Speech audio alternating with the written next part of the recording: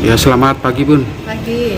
Bun, ini kunjungan atau merupakan rangkaian kegiatan kerja ya Bu ya dari Komisi 4 yang akan saya tanyakan Bu. Ibu juga membidangi di pertanian ya Bu ya. Untuk peningkatan kapasitas pertanian kan tidak bisa instan Bu. Ya. Lantas upaya apa agar pertanian di Cilacap dan Banyumas itu bisa maju Bu? Ya, terima kasih. Saya Ketua Komisi anggota DPR RI dari Bekasi Kota datang 8 Banyumas Cilacap tentu sebagai anggota DPR RI mengakomodir aspirasi masyarakat dapil saya, terutama Kabupaten Cilacap yang mana memang masyarakat kita harapkan lebih ikut berkontribusi lagi dalam kedaulatan pangan yang kita rencanakan oleh Bapak Menteri kita, karena kemarin kita sudah tahu, sudah teruji bahwa COVID-19 ini yang paling tidak terdampak adalah pertanian. Luar biasa. Nah, ini kita jaga terus kedaulatan pangan ini agar tetap tersedia. Kemandirian pangan ke depan justru itu yang kita harapkan ke depan. Kabupaten Cilacap untuk surplus beras kabupaten itu sudah tidak dilakukan lagi. Tapi produk-produk lain atau mungkin program-program lain masih perlu kita tingkatkan. Kekurangan protein hewani masih kurang, kekurangan hortikultur juga kurang terakomodir dengan baik, buah-buahan dan lain itu masih banyak lagi. Ternyata kedaulatan pangan itu luas sekali Kabupaten Cilacap, sehingga pada hari ini saya membuat fintech memakai aspirasi saya sebagai anggota dewan, apa yang menjadi keinginan masyarakat Cilacap agar bimbingan teknik ini diberikan pada kaum milenial, jadi yang saya harapkan ke depan sebagai pengganti generasi yang tua-tua, agar milenial ke depan lebih kontribusi lagi lebih maksimal untuk membangun Cilacap, terutama sumber daya manusianya. Banyak program-program pemerintahan pusat yang harus ditindaklanjuti dengan pemerintah daerah. Tentu saya sebagai fasilitator anggota DPR RI bekerjasama dengan dinas terkait, dengan Kementan, dengan program presiden juga, dan program kepala wilayah masing-masing harus bersinergi, berintegrasi satu dengan lain. Dengan seperti ini mudah-mudahan anak-anak kita dengan wawasan yang luas, ilmu yang luas, masyarakat kita para milenial ini bisa berinovasi untuk usaha peningkatan pendapatan keluarga nantinya. Jadi kita bisa mengurangi dampak COVID-19 dalam rangka pemulihan ekonomi nasional juga. Ini salah satu adalah kedaulatan pangan.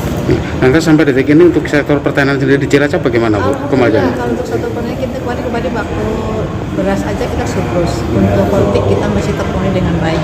Memang untuk bumbu-bumbu itu masih kurang.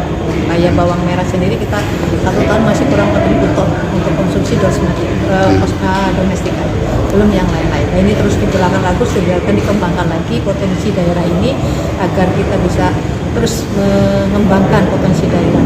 Nanti harus ada kebijakan dari kepala wilayah, kepala dinas, Pak Kades, terutama di daerah yang para milenial berada di desa-pedesaan. Tentu kami terima kasih sekali ini dari dibantu oleh dari Polbangtan beliau ke Kementerian Pertanian yang pada hari ini mengisi fintech di Kabupaten Cilacap. Oke, untuk fintech ini mungkin selain di sini dilakukan di mana aja Pak? Ya, fintech itu hampir di semua kabupaten ada Pak ya, tergantung dengan bidangnya. Itu yang pertama. Kemudian yang kedua, saya menyampaikan memang potensi Cilacap luar biasa seperti yang disampaikan Bu Kadis.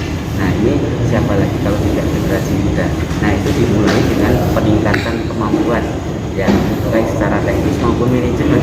Nah, tentu ketika milenial itu jalan harus dengan kemampuan dan juga dengan teknologi, sehingga dengan demikian potensi yang ada di Cilacap ini yang begitu besar nanti bisa digali dan terus ditumbuh kembangkan. Lantas ini kan dengan digelarnya BMT kan tentunya punya target ya Pak. Targetnya apa Pak? Ya, tentu yang di fintech ini kan juga dari daerah masing-masing, apakah dari desa atau kecamatan. Tentu apa yang didapat sedapat mungkin, karena namanya kita, dia bisa kemudian menyebarluaskan ke masyarakat sekitar, sehingga dengan demikian tidak semuanya harus di fintech secara langsung, tapi kita berharap seperti detesan minyak gitu, perluasannya adalah pada diri masing-masing fintech. Dengan demikian prosesnya akan cepat. Lantas setelah dilakukan fintech sendiri dilakukan apa, cross check nggak Pak? Terjadi stagnan nggak tentang hasil dari fintech itu sendiri? Fintech ada pendampingan. Itu makanya di sini tidak hanya petani milenial tapi juga penyuluh, karena di lapangan pendampingnya yang terus bermitra dengan petani salah satunya adalah bulog. Oke, terima kasih. Pak, ini belum lama sebetulnya di Kepala Dinas Pertanian ya Pak ya. Terus tantangan apa Pak untuk agar petani Cilacap bisa maju Pak? Terima kasih. Terima kasih juga kepada anggota DPR Ibu Teti yang selama ini sudah cukup perhatian dengan petani-petani atau pembangunan pertanian. Ini menjadi salah satu bukti beliau benar-benar mewakili masyarakat Cilacap maupun Banyumas, ingin mengabdikan dirinya untuk pembangunan pertanian. Tantangan cukup banyak untuk pertanian Cilacap karena berkaitan dengan sumber daya kita, sumber daya manusia kita sudah banyak yang mulai pensiun Pak, sehingga mau tidak mau ada regenerasi. Tadi sudah kita coba juga membangun, kita coba memotivasi para petani milenial kita. Itu salah satu upaya untuk mengurangi kesenjangan itu tadi Pak. Yang kedua ada pendidikan edukasi ini, alhamdulillah sudah di backup oleh Ibu Teti, karena tidak hanya katakanlah pembangunan pertanian dalam arti sempit, ini pembangunan pertanian dalam arti luas. Beliau juga berkomunikasi dengan Kementerian Perikanan, Kehutanan, sehingga cukup lengkap nanti ke depan pembangunan pertanian di Cilacap semakin baik. Dan termasuk komoditas Pak, ini juga komoditas beliau tadi juga baru membuka fintech manajemen ternak unggas, juga kemarin kambing, sehingga semua komoditas pertanian dalam negeri beliau langsung aplikasikan, langsung nyaur utang adalah sesuai janji beliau akan terus memberdayakan masyarakat kita. Dengan memberdayakan itu, hal-hal insya Allah akan merubah atau akan meningkatkan kesejahteraan masyarakat kita dengan slogan bahwa buat kita sejahtera secara merata. Ini kalau satu bukti beliau bahwa sangat peduli dengan Kabupaten Cilacap.